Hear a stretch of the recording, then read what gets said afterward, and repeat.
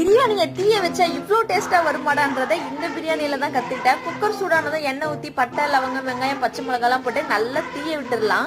3 தக்காளி 1 கையளவு புதினா கொத்தமல்லி 1 ஸ்பூன் இஞ்சி பூண்டு பேஸ்ட்டையும் போட்டு நல்லா பச்சை வாசனை போற அளவுக்கு வதக்கிடலாம். இது கூடவே மஞ்சள் தூள் மிளகாய் தூள் கரம் மசாலாலாம் எடுத்திருக்கேன். அதையும் கொட்டி ஒரு பரட்டிட்டு புளிப்புக்காக 3 ஸ்பூன் தயிர் ஊற்றிடலாம்.